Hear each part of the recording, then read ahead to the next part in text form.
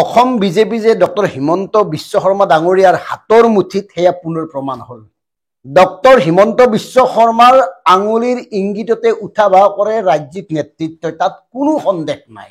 এই যে বিজেপিত কোৱা হয় মানে আপোনাৰ ব্যক্তিতকৈ দল ডাঙৰ, দলতকৈ দেশ ডাঙৰ, মিছা কথা। এতিয়া সৰ্বস্ব হৈ পৰিছে ব্যক্তি।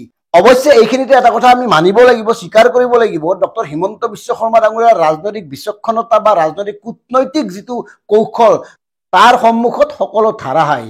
ডক্টৰ হিমন্ত বিশ্ব শৰ্মা ডাঙৰীয়া বৰ্তমান সময়ত এজন অপ্ৰতিদ্বন্দ্বী ৰাজনৈতিক নেতা। ডক্টৰ হিমন্ত বিশ্ব শৰ্মা ডাঙৰীয়াৰ বক্তব্যৰে প্ৰমাণ কৰি দিম কিদৰে তেওঁৰ ইচ্ছামতে ভাৰতীয় জনতা পাৰ্টিৰ সভাপতি নিৰ্বাচিত কৰা হৈছে, কেনেকে ভাৰতীয় জনতা পাৰ্টিৰ নীতি নিয়মবোৰ তেওঁৱেই কৰে। আচলতে সাংগঠনিক ব্যৱস্থাৰ জৰিয়তে এটা ৰাজনৈতিক দল পৰিচালনা কৰা হয়। তাৰ সভাপতি, উপসভাপতি, মুখপাত্ৰ বিভিন্ন ধৰণৰ পদ থাকে। তেওঁলোকৰ সন্মিলিত প্ৰচেষ্টাত এই দলটো পৰিচালনা কৰা হয়। কিন্তু যিটো দেখা গৈছে বৰ্তমান বিজেপি দলৰ প্ৰতিগৰাকী নেতাই ডক্টৰ হিমন্ত বিশ্ব শৰ্মা ডাঙৰীয়াৰ আঙুলিৰ ইংগিতত উঠা বহা কৰে। তেওঁলোকৰ নিজস্বতা একো নাই। ডক্টৰ হিমন্ত বিশ্ব শৰ্মা ডাঙৰীয়াই সংবাদ মাধ্যমৰ সন্মুখত মুকলিকৈ কৈছে যে আমি নতুনকৈ নিয়ম কৰিছোঁ আৰু সেই নিয়ম মতে মানে সভাপতি হ'লে তেওঁ নিৰ্বাচন খেলিব নোৱাৰে। ভৱেশ কলিতাক সুধিছিলোঁ কালি, ভৱেশ কলিতাই ক'লে যে তেওঁ পুনৰ ৰঙিয়াৰ পৰা খেলিব খোজে, সেইকাৰণে আমি দিলীপ শইকীয়াক আনিলোঁ।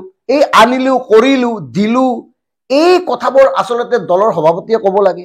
এই কথাবোৰ দলৰ সভাপতিৰ অনুপস্থিতিত উপসভাপতি বা মুখপাত্ৰই ক'ব লাগে বা দলৰ তেনেকুৱা বিষয়ববীয়াই ক'ব লাগে। কিন্তু এগৰাকী মুখ্যমন্ত্ৰীয়ে এই কথা কৈছে মানে কি বুজায়।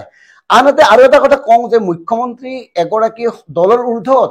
ৰাজ্য এখনৰ মুখ্যমন্ত্ৰীয়ে বিভিন্ন ৰাজনৈতিক দলৰ লগতে বিভিন্ন জাতি জনগোষ্ঠী ধৰ্মাধৰ্মী লোক সকলোকে সমান দৃষ্টিৰে চাব লাগে, কাৰণ এখন ৰাজ্যৰ তেওঁ অভিভাৱক। কিন্তু ভাৰতীয় জনতা পাৰ্টিৰ এগৰাকী নেতা হিচাপে মুখ্যমন্ত্ৰী ডাঙৰে যি ধৰণে ভাৰতীয় জনতা পাৰ্টি বিশেষকৈ অসম প্ৰদেশখন নিজৰ হাতৰ কব্জালৈ আনিলে তাক কিন্তু সকলোৱে স্বীকাৰ কৰিব লাগিব।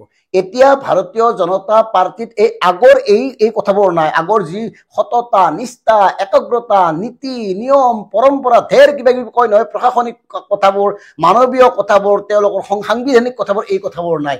আচলতে মুখ্যমন্ত্ৰী ডাঙৰে মেনেজ কৰিব পাৰে। কোনোবাই যদি কিবা কাৰণত 2 বিচাৰে, সুবিধা 2, তেওঁক 5 দি দিয়ে। হয়তো এই কাৰণে প্ৰতিজন ভাৰতীয় জনতা পাৰ্টিৰ বিষয়ববীয়াই কেৱল ব্যক্তি স্বাৰ্থৰ বাবে এই ধৰণে আঁঠু কাঢ়ি দিছে। আৰু মন কৰিব, তই মাজতে এটা কথা কৈছো, এই আকাশ ফুকন নামৰ ল'ৰাজনক আপোনাৰ শিক্ষামন্ত্ৰী ডাঙৰীয়াক যে বেয়াকে কৈছিল, তেওঁৰ বিৰুদ্ধে একো ব্যৱস্থা গ্ৰহণ কৰা নহ'ল। অথচ তাৰ পূৰ্বে এই টোল গেটত যে কিবা পইচা দিবলগীয়া হৈছিল এজন বিজেপি নেতা, তেওঁ যে ফেচবুক লাইভ কৰি কিবা কিবি কৈছিল, তেওঁকতো তাৎক্ষণিকভাৱে নিলম্বিত কৰা হৈছে, বৰ্খাস্ত কৰা হৈছে। তাৰমানে মুখ্যমন্ত্ৰীয়ে যদি তেওঁ বিচাৰে যে তেওঁৰ নিজৰ মানুহটোক ৰাখিব খোজে, ৰাখিব, তাত কোনেও একো কৰিব নোৱাৰে। মানে একদম স্পষ্ট কথা, মুখ্যমন্ত্ৰী ডাঙৰীয়াৰ স্বাৰ্থত আঘাত কৰা, আঘাত পোৱা কোনো কাম যদি কোনো কৰ্মীয়ে কৰে, তেওঁক তাৎক্ষণিকভাৱে বৰ্খাস্ত কৰা হয়, নিলম্বিত কৰা হয়। আৰু এই সিদ্ধান্ত তেওঁ নিজে লয়, নিজে সিদ্ধান্ত লৈ কেৱল নিয়মৰ খাতিৰত সভাপতিক কয়, সভাপতিয়ে সেইটো ঘোষণা কৰে। এই চলি আছে বৰ্তমান ভাৰতীয় জনতা পাৰ্টি অসম প্ৰদেশৰ ভিতৰ চৰাত। নিজে অকণমান মন কৰকচোন, কিমানজন ভাৰতীয় জনতা পাৰ্টিৰ নেতাক সামান্য কথাতে বৰ্খাস্ত কৰা হৈছে। অথচ আকাশ ফুকনৰ দৰে তেওঁ মুকলিকেও কৈছিল যে আমাৰ নেতা হিমন্ত বিশ্ব শৰ্মা ডাঙৰীয়াই, অথচ তাৰ পিছতো একো নকৰিলে। মানে কি বুজায়? ইমান কথাবোৰ কৈ লাভে নাই বাৰু, বুজাই বুজে। তথাপিও আমি এই কথাবোৰ মুকলিকে এইকাৰণে ক'ব খোজো যে এওঁলোকৰ মাজত কি হৈ আছে। এওঁলোকে নীতি, আদৰ্শ, পৰম্পৰা, মানৱীয়তা ঢেৰ কথা কয়। আচলতে ব্যক্তি স্বাৰ্থৰ বাহিৰে এওঁলোকে যে বেলেগ চিনি নাপায়, এয়া তাকেই প্ৰমাণ কৰে। এওঁলোকে এনেই কয় দেশ ওপৰত, এনেই কয় দল ওপৰত, দেশ দল চল বাদ দিয়ক, ব্যক্তি পূজা, ব্যক্তি সন্তুষ্টিয়ে এওঁলোকৰ প্ৰথম আৰু শেষ লক্ষ্য। গতিকে ডক্টৰ হিমন্ত বিশ্ব শৰ্মা ডাঙৰীয়ানো কি কৈছিল, এই কথাবোৰ শুনক আৰু তাৰ পৰা নিজেই সিদ্ধান্ত লওক আচলতে কি হৈ আছে। ধন্যবাদ। চাওক, এইবাৰ আমাৰ দলত এটা সিদ্ধান্ত হৈছিল যে জিলা সভাপতিৰ পৰা ৰাজ্যিক সভাপতিলৈ যিসকলে বিধানসভাৰ নিৰ্বাচন খেলিব, তেওঁলোকে দলৰ সভাপতিৰ দায়িত্ব নলয়। ভৱেশ কলিতা ডাঙৰীয়াক যোৱাকালি আমি সুধিছিলোঁ যে আপুনি বিধানসভাৰ নিৰ্বাচন খেলিব নে দলৰ সভাপতিৰ দায়িত্ব ল'ব।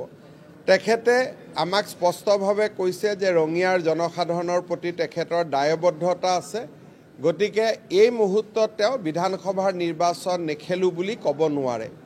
আৰু সেইকাৰণে আমি এজন বিকল্প প্ৰাৰ্থী হিচাপে দিলীপ শইকীয়াক লৈ আহিবলগীয়া হ'ল।